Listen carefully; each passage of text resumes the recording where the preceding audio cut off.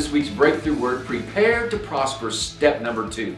Now, I've put a link right below this video to the first 2 messages in this series on preparing to prosper. If you've not seen them, I encourage you to watch them. Today, we're talking about the second step we need to take in order to prepare to prosper. God wants you to prosper, but there are things that we need to do, steps that we need to take, responsibilities that we have in order to position ourselves and prepare ourselves to step into the prosperity that God has for us. The second step we need to take to prepare to prosper is to prioritize our life.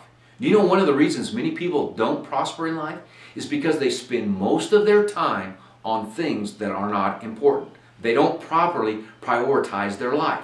There are 24 hours in each day. There are 7 days in each week. And how we spend the hours each day and how we spend each day will determine how prosperous, how successful we are in life.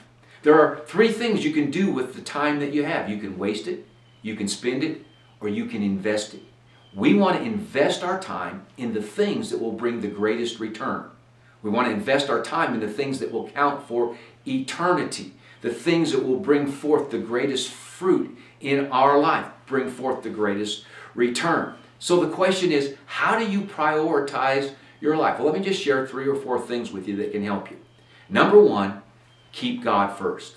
Matthew 6:33 says, seek first the kingdom of God and His righteousness, and then He'll add everything else unto you. We get this one thing right, and everything else will fall into place. Keep God first. Now, that's not always easy. I know that, because there are things that are pulling at us. But we've got to determine and discipline ourselves to keep God first. Second, keep family and relationships at the top of your list. Make them a priority. Those are the things that will count for eternity. Those are the things that will have the greatest return in your life. Again, there are lots of things that we can do, and there are different things that pull at us. What we've got to do is prioritize our time in our life so we keep God first, family and relationships right at the top of the list. Then the rest of the things that are pulling at us, we need to categorize by whether they're important or whether they're just urgent. And what happens is so often we spend more time on just what's urgent and not what's important. The important things are the things that will have lasting impact. Here's a question you can ask yourself that can help you sort through that. What you're about to do, is it going to matter 5 or 10 years from now? What I'm about to spend time on, will it make any difference 5 years or 10 years from now? If you answer yes, then that's probably something important. If you answer no, it's probably not that important. We want to spend most of our time on the things that are important. Keep God first, family and relationships, and invest our time in the things that are important.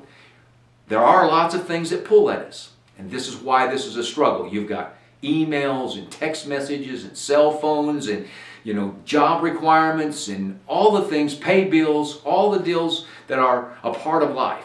And a lot of those things have to be done.